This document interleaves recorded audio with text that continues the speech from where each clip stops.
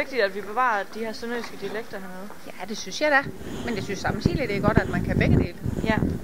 Det er meget vigtigt, synes jeg. Ja. Helt sikkert. Det skal vi da gøre alt for. Ja, hvorfor? Fordi jeg synes, vi kan godt være også bekendt hernede i Sønderjylland. Ja.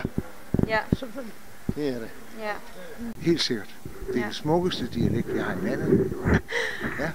Altså, selvfølgelig skal vi være sønderjysk, ja. Altså, hvorfor synes du det er vigtigt? Jamen, de dialekter, hvad vi har, dem skal vi da prøve at bygge. Og det er godt, det er næsten umuligt, men man kan da arbejde på det. Ja. Og jeg ved godt, at der findes en sønderjysk forening også. Ja. Jeg har ikke talt med dem, men jeg ved, at der findes en. Ja. Så det er da et godt initiativ. Ja. Nu kan vi alle sammen snakke rigsdansk, så var det ikke lettere, hvis vi alle sammen bare snakkede det samme? Jo, så kunne man jo bare gå over til engelsk med det samme, ikke også? Ja. Nej, vi skal sandelig bevare dialekterne. Ja. Det er det. Og hvad så godt rigsdansk skulle så være? Det der københavnerdansk eller tv-avisdansk, det er der ikke noget ved. Det er der ikke nogen melodi på, nogen charme ved. Jeg synes ikke, det er lige meget. Nej. Det synes jeg ikke, det er. Der ligger nogle værdier i det, som ikke er så synlige, men de er der. Ja. Så... Hvorfor tror du, at der bliver talt mindre sønderjysk? Ja, hvorfor gør det ikke det? Jamen, det er jo fordi, at mange af de... Der er jo ikke nogen, der har en kridtbar længere, altså en trillebør derhjemme, ikke? Og vejregner og sådan. Der er så mange ting, der forsvinder, og så forsvinder ordene med dem.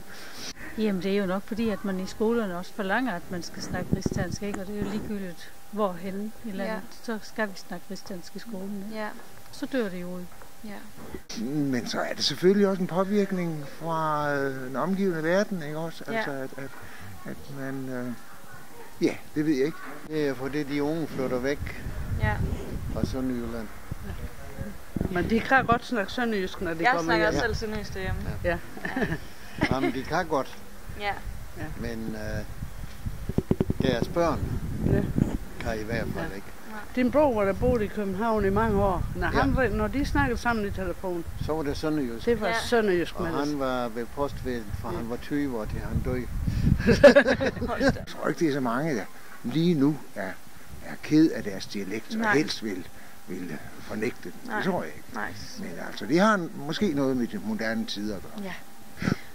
Men det tror jeg da, det er fordi, at de unge, de er mere sådan til hovedstaden og den der vej. Det tror jeg, det er ikke inde. Nej. Hvad vil du karakterisere sønderjyderne, hvis du skulle beskrive dem med 3 ord? Sådan, hvis man ser på sønderjyderne udefra. Hvad tror du så, de 3 ord ville være? Jamen, så kan man jo sige, at de er stadige. Ja. De er festlige. Ja. De er...